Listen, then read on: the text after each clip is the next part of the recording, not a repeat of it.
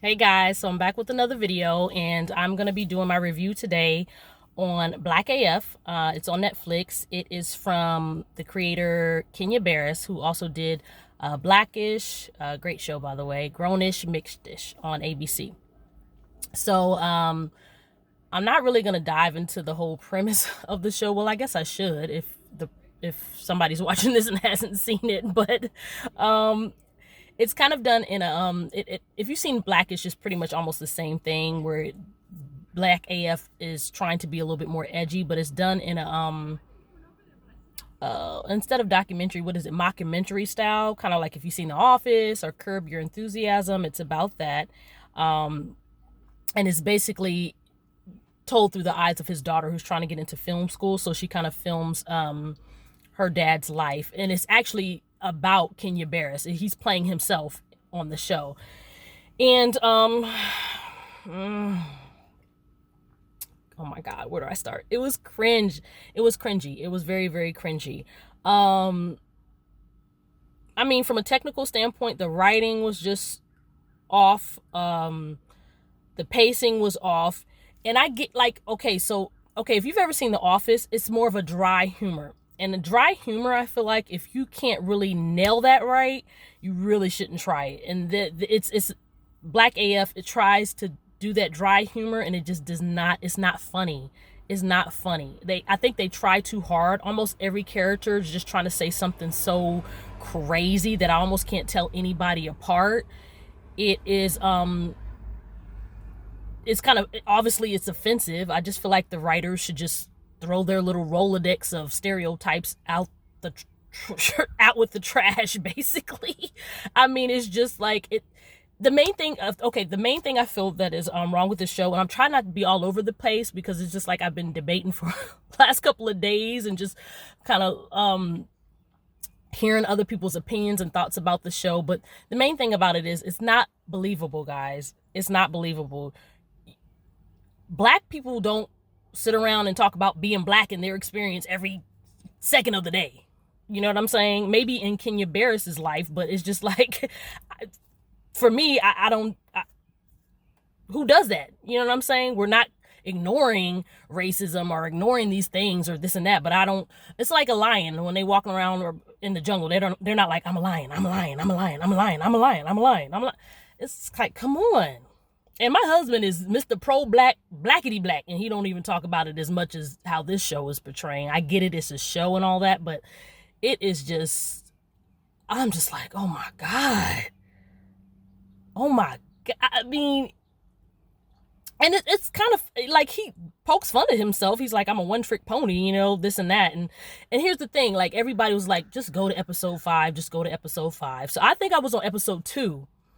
And I was just like, okay, I'm gonna go to episode 5, and I see why. At least it has more of like a story, kind of. Still, some of it was kind of offensive because I mean, he had a barbecue for his family. He was like hiding stuff that he thought his family members were gonna steal, and that's the thing. I'm like, okay, he's constantly feeling like he has to prove himself around, I guess, his white coworkers or white counterpart, this or that, and it's just like, excuse me, he's just like he doesn't want to be seen as a stereotype amongst his colleagues, but then yet when his black family comes around for the barbecue, he treats them as a stereotype. So I mean, that was just weird. That was weird.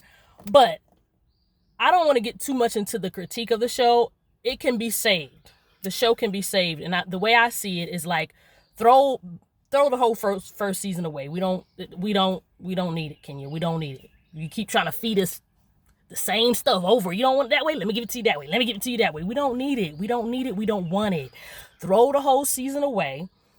Keep the concept is okay. I would basically keep the same format, but okay, like, so say your daughter, she's already in film school. Maybe she has her like a web series or something, and she's actually interviewing people, the actual people. Like maybe she's interviewing, I don't know, the actual Lauryn Hill, and then you go get cutbacks and you see like the young Lauryn Hill, or you do like a young John Singleton, may he rest in peace, and you just get to see kind of like it's kind of like it's put you in the mind frame of Everybody Hates Chris, but you have the actual people that have change the culture, so to speak. You could do a John Singleton, you can do a Robert Townsend, you could do Lauryn Hill, you could do Salt and Pepper, you can do Ava DuVernay, but it's their young selves. And I want to hear about how they overcame obstacles, you know what I'm saying? Because at some point in time, for them to make those type of movies or films or make a step forward for us, they had to be unapologetic in some sense, in some way, you know, to break those barriers down, you know. So I feel like they should kind of do it like that, where they're going back and seeing a young this person, a young that person. And it doesn't always have to be in entertainment. You could do a young Michelle Obama or a young Johnny Cochran, and may he rest in peace. But if you've seen Everybody Hates Chris, maybe the girl, his daughter, is interviewing somebody and saying, oh, I don't know, the web series could be called For the Culture or something like that. But it just gives us an idea of the struggles that they had to go through and how they overcame, because that to me would be a little bit more relatable than you complaining about the position that you're in now. Like I can't relate. And here's the thing. People, I think what he needs to understand is people are a fan of his shows, so to speak. We don't even really know like Kenya Barris like that. And I think that's why the Bernie Mac show worked, because we love Bernie Mac. We loved his comedy. We loved his movies before the Bernie Mac show. So when the Bernie Mac show came on, he was essentially, yes, he was playing himself, but it was relatable to us. Those comedic moments hit harder for us, just like on Martin. Like, I know like other races can watch Martin and laugh, but it's certain jokes that just hit different with us. Like, you know, Martin is just like, not my mama's biscuits, Gina, not my mama's biscuits. We all had that favorite dish from our black mama, you know what I'm saying? So I think it needs to be executed a little bit differently. And I just think throw the whole first season away. The writers gotta go. Black people, what black people aren't is one big stereotype. So stop with that. Let that go. You know what I'm saying? Yeah, it's a lot of things. I don't want to review it too much. I just think that he should try to either do a spinoff from it, or just come at it a totally different way. Or he can do it based on you know, his life when he was younger. There was somebody before, you know, he was somebody before Kenya Barris, where he had to overcome those obstacles. That's kind of what I want to see. I don't want to see where you're at now and then you're complaining about your Gucci this and you don't compare it to the next one. We don't. No, Kenya, we're not getting it. So I just think if he does it from a different angle, and what I try to do is, especially, and what I'm going to start doing especially when it's like our shows, I'm going to try to do more than just critique, but just offer some suggestions. Hopefully I didn't like get anybody upset or anything, but we forgive you, brother. We forgive you. Listen, we forgive Tyler Perry, okay? We forgive Tyler Perry. And listen, and it's no shade. I love Tyler Perry. He has certain hits and he has certain misses. And that's why episode 5 is really good with him on it, because he's just like, I don't care what these people say about me, because he knows he has a niche and he's catering to his audience. You know what I'm saying? So that's why you have to, you know, you're inspired by that. But speaking from like a writer's standpoint, it just kind of like irks me when I did a little bit more research, and I don't even think there's any black writers on Black AF. So it's just kind of like that bothers me to a degree, especially if I'm a writer. You know, black writers matter, you guys.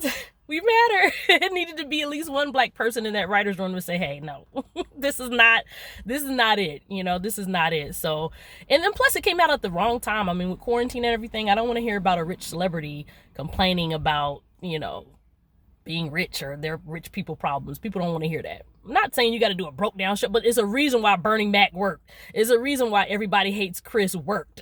You know, so I think you guys should really take a page out of that book. But, you know, yeah, where are you going with it, I guess? And where is it going to go from here? Because you can't keep doing all these stereotypes, and it's just not funny. I think you needed somebody there that was like, that was the comedic relief. Because, yeah, you had your daughter there that was just like, what are you guys talking about, this and that? But you needed somebody to really put things in perspective. And that's why Fresh Prince of Bel-Air worked, because you had Will Smith and you was like Carlton, Hillary, you know, you guys are just kind of like out of touch with reality, even though Uncle Phil and Aunt Viv weren't really, because they knew where they came from. You know what I'm saying? So it's just, you got to bring that person in there that can, you know, that can just be like, what is wrong with you guys? You know, you needed that because I don't know. Black AF, it wasn't it.